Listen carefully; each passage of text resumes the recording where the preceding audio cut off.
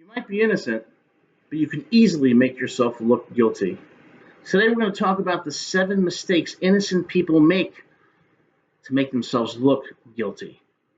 The first mistake, they talk too much.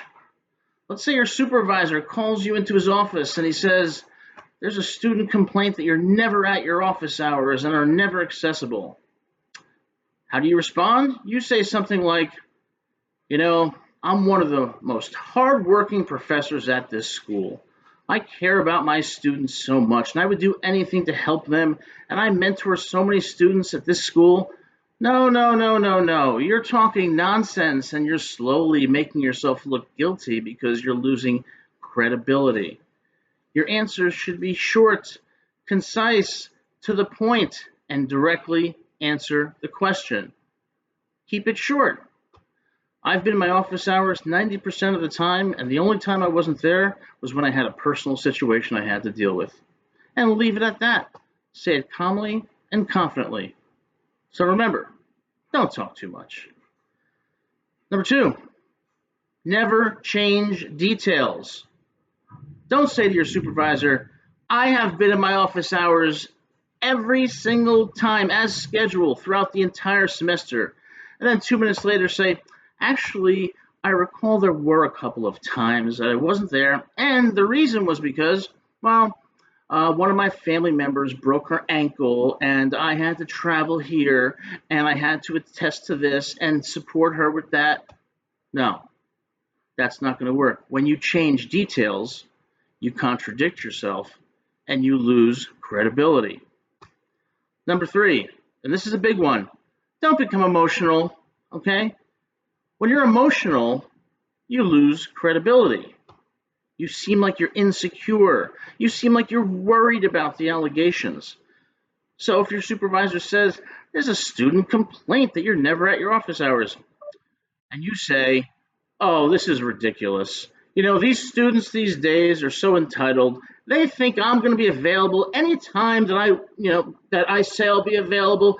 No, it's not that way. They need to learn how to, understand the material themselves. They need to learn self-reliance. You get angry. Guess what? You look guilty because once again, you lose your credibility. You have to maintain confidence. You have to be calm. You have to listen to the question. You have to appear relaxed and unflappable and authentic. The second you become emotional, innocence turns to guilt. Number 4, and this is a mistake people make all the time, they delete communications that they think might make them look guilty even though they're not. So they might go into their emails and say, well, there was that one time that I emailed a student and I said, I'm not going to be at my office hours today, so that might make me look guilty, so I'm going to delete it. Wrong. Worst thing you can do. First of all, IT is going to find that email, and that's going to look like you are covering up and concealing. It's going to make you look dishonest. And when that happens, your credibility is shot, and you go from being innocent to being guilty. Number 5, and this is a big one, never contact witnesses, such as students in the class. If you do that, it looks like you're tampering with witnesses, trying to influence their testimony, trying to get them to say what you want them to say. Let the facts speak for themselves. In your zeal to prove your innocence, you start deleting messages, talking to students.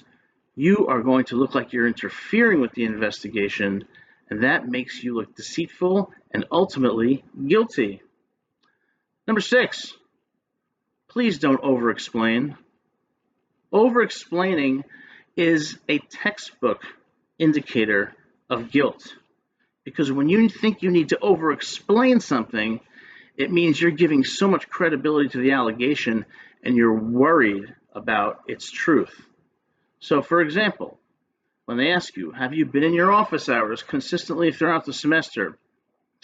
Yes, but there was one time when my best friend was on a ski trip and he got injured. So I had to drive 6 hours, okay, to assist him because he doesn't have any family members in the area. He's a really nice guy. We've known each other since college. What a cool person.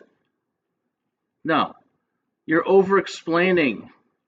The person listening to you is going to be like, huh, why do I want to hear this? I just want a direct answer to my question. When you don't provide that direct answer, you look evasive. And when you look evasive, you look guilty. And finally, and you need to remember this, a lot of people assume that the truth is going to speak for itself. You think, I'm innocent. I have the facts. All I need to do is say them. Wrong. It's not just what you say, it's how you say it. If you act nervous, if you're filled with anxiety, if you're emotional, it doesn't matter how truthful you are, the investigator is going to think you're guilty. Because think about it. They don't know you. They interview hundreds of people. Why should they automatically trust you? You have to get them to trust you by influencing how they perceive you. So don't assume that the truth is all that matters. It's how you present the truth and how you conduct yourself that ultimately determines if you're innocent or you're guilty. So don't make these mistakes. Follow these rules, and more likely than not, if you're innocent, you will be found innocent. Take care.